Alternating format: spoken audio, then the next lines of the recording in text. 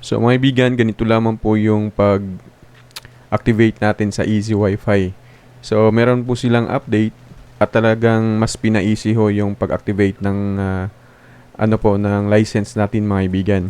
At talagang hindi po talaga hassle So yung gagawin lang natin kung wala pa po kayong account sa Easy Wi-Fi, bisitahin niyo po yung easysoftware.net or sa site nila. Browser lang po yan mga kaibigan, punta lang po kayo sa browser. So makita nyo dun sa site niya is ganito po yan. So bisitahin nyo po ito, i-click nyo po yan at gumawa ho kayo ng account. Napakasimple lamang po mga kaibigan yung instruction po dyan. Kahit bata po ay makuha po ang instruction. So ngayon, pag nakagawa ka na, syempre gagamitan mo yan ng email or Gmail. So pag may account ka na, ganito na po yan mga kaibigan. So kung wala ka pang license na na-transfer sa account mo, hindi mo makikita yung mga ganito. Ayan. So itong link My Machine ID here, ibig sabihin not used pa po yan. Yung iba po dyan is used na po yan, active na po yan mga kaibigan. Kahit kopyahin pa nila yung machine ID dyan, hindi nila hindi mananakaw yung license natin kahit i-open ko yan sa screen. So, di ba? Yan po ka-safety yung atin pong license sa Easy Wi-Fi. Ngayon, pag nakagawa ka na ng account, so ita-transfer na ni seller yung license mo na nabili sa iyo. So, maging ganyan na po yan sa iyong account. So, ngayon, ang gagawin mo is pupunta ka sa site again, tapos i-click mo yung download sections. Ito, download section. Makita mo dito yung mga options na pwede mong ma-download. Halimbawa, kung gumagamit ka ng Raspberry Pi, syempre, ito yung link na i-download mo, yung new version, yung 2.0.5. Ito ang version may bigyan na sa ibabaw.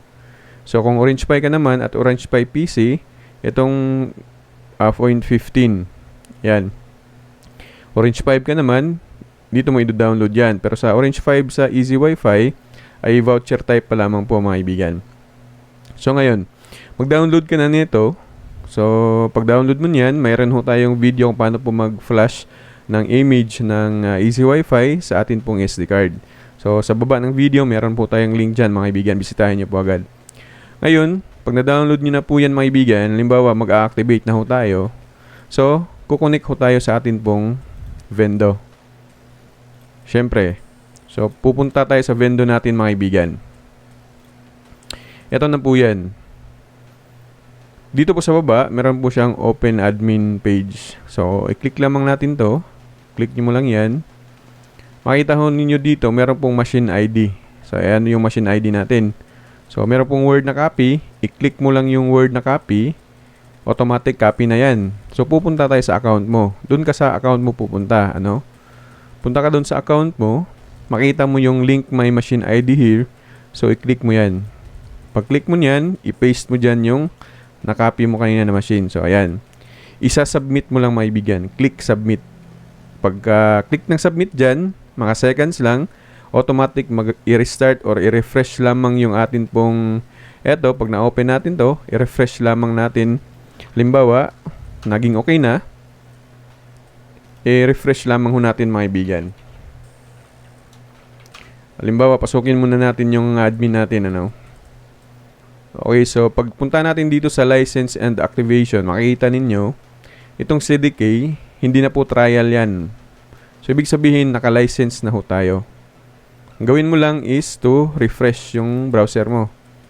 Kung di mo man makita yung ganito, kung trial pa man yan. Kasi dito sa ating account, pag na-submit mo yan, automatic may bigyan na magla-license na po. Hindi ko po isa-submit to kasi meron pong license yung kinunan ko ng machine. Okay? So, pag na-submit mo yan, magiging ganito na yan. Ganyan may bigyan, ganyan. Meron na pong makalagay na transfer ownership or unlink. So, ganyan lamang po siya kasimple. Pagpunta natin sa ating admin, makita na po natin yung CDK ho natin. Diba? Napakadalit, napaka-easy lamang ho. Talagang hindi ho kayo maboboard na mag-activate ng license ng Easy Wi-Fi.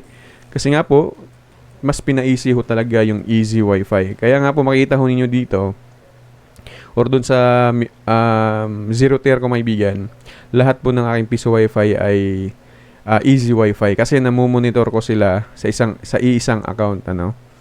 So yun, ganun lamang po kasimple kaibigan yung pag-activate natin sa atin pong license para po sa ating mga vendo.